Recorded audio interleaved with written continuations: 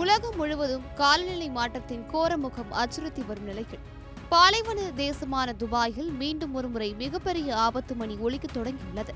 அதே நேரத்தில் நம் தமிழக மக்களோ எப்பொழுதுதான் இந்த குளிர் வரும் என்று எதிர்பார்த்து காத்திருந்த நிலையில் அவர்களுக்கான ஒரு முக்கிய அறிவிப்பை தமிழ்நாடு வெதர்மேன் பிரதீப் ஜான் வெளியிட்டுள்ளார்.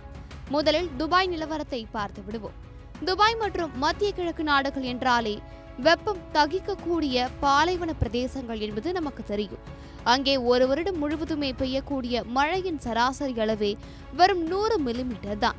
ஆனால் இயற்கையின் விசித்திர விளையாட்டால் ஒரு வருடம் பெய்ய வேண்டிய மொத்த மழையும் இன்று தொடங்கி வெறும் 2 நாட்களில் கொட்டி தீர்க்கும் அபாயம் உருவாகியுள்ளது. தமிழ்நாடு வெதர்மேன் பிரதீப் ஜான் கணிப்பின்படி வரும் டிசம்பர் 18 மற்றும் 19 ஆகிய தேதிகளில் துபாய், அபுதாபி மற்றும் ஷார்ஜாவில் மிக கனமழை வெளுத்து வாங்கப் போகிறது.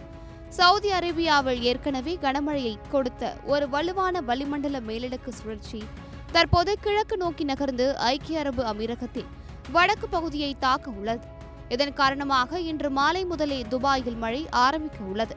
துபாய் மட்டுமல்லாது கத்தார், பஹ்ரைன் மற்றும் ஈரான் ஆகிய நாடுகளிலும் இந்த திடீர் மழை காரணமாக வெள்ளப்பெருக்கு ஏற்படும் அபாயம் இருப்பதாகவும் எச்சரிக்கப்பட்டுள்ளது. ஏற்கனவே கடந்த ஏப்ரல் மாதம் துபாய் நகரம் வெள்ளத்தில் மிதந்த காட்சிகள் இன்னும் நம் கண்முன்னே நிழலாடும் நிலையில் இந்த தகவல் அங்குள்ள மக்களை கலக்கமடைய செய்துள்ளது. சரி, அரபு நாட்டில் மழை என்றால் நம் தமிழ்நாட்டின் நிலைமை என்ன? இனி குடை மற்றும் ரெயின்கோட் தேவையில்லை, ஸ்வெட்டர் தான் தேவைப்படும் என்கிறது வானிலை ஆய்வு. ஆம், நாளை முதல் தமிழ்நாடு முழுவதும் அந்த குழு வானிலை மீண்டும் திரும்புகிறது. குறிப்பாக சென்னைவாசிகள் வரும் டிசம்பர் 20ஆம் தேதியை குறித்து வைத்துக் கொள்ளுங்கள். அன்றைய தினம் இரவு சென்னையின் மிக குளிரான இரவாக இருக்கப் போகிறது என்றும் வெப்பம் தணிந்து குளிர் வாட்டி வதைக்கும் என்றும் கணிக்கப்பட்டுள்ளது. ஆனால் மழை விரும்பிகளுக்கு ஒரு சோகமான செய்தியும் இதில் அடங்கியுள்ளது.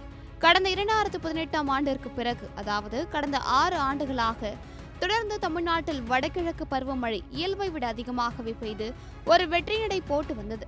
ஆனால் அந்த 6 வருட சாதனை பயணம் இந்த ஆண்டோடு முடிவுக்கு வருகிறது.